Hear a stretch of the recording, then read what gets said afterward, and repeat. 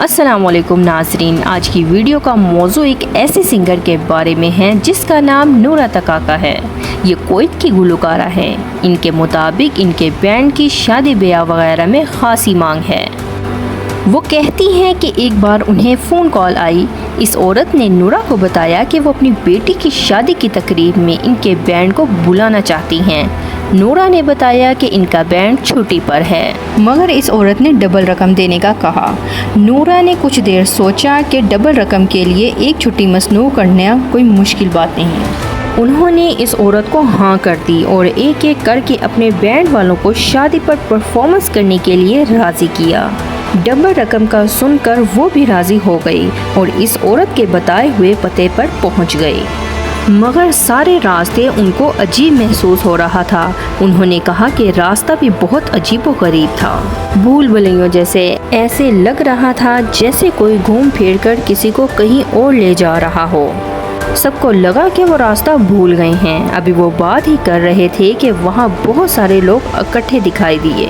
پتہ چلا کہ یہی شادی والا گھر ہے۔ نورا بتاتی ہیں کہ بہت بڑا گھر تھا جہاں بہت زور سے میوزک چل رہا تھا۔ وہاں لوگوں نے عجیب سے لباس زیب تن کیے ہوئے تھے۔ وہ عورت سامنے آئی جس نے نورا کو کال کی تھی۔ جب اس نے نورا کے گال پر بوسہ دیا تو نورا کو ایسا لگا کہ اس کی سکن بہت کھردری اور سخت ہے۔ اس کا لباس بہت عجیب تھا۔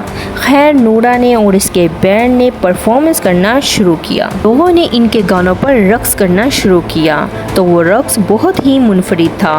نورا کو یہ رقص دیکھ کر خوف محسوس ہوا اور وہ سوچنے لگی کہ یہ کون لوگ ہیں۔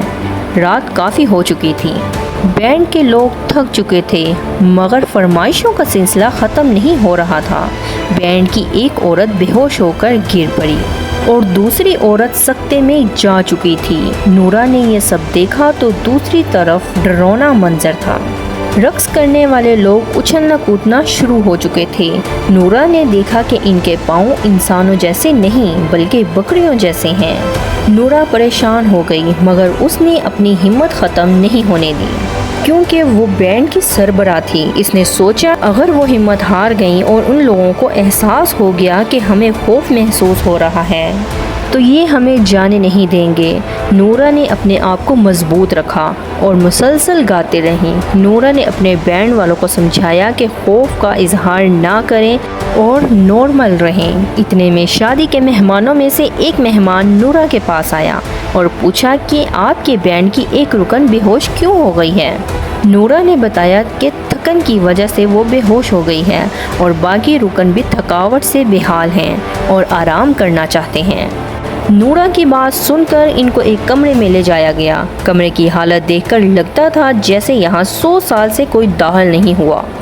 تھوڑی دیر بعد اس کمرے میں وہی عورت آئی جس نے انہیں کال کر کے بلایا تھا۔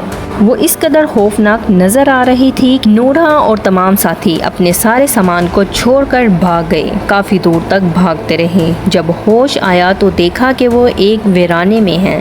کافی دور چلنے کے بعد انہیں سڑک نظر آئی۔ سب بہت ڈرے ہوئے تھے۔ وہاں کافی دیر بعد ایک شخص نظر آیا۔ تمام حال و حوال پوچھنے کے بعد وہ شخص بھی کافی خوفزدہ ہو گیا۔ بہرحال اس شخص نے اپنی گاڑی میں نورا اور اس کی ٹیم کو بٹھایا اور بحفاظت ان کے گھر چھوڑ کر آیا۔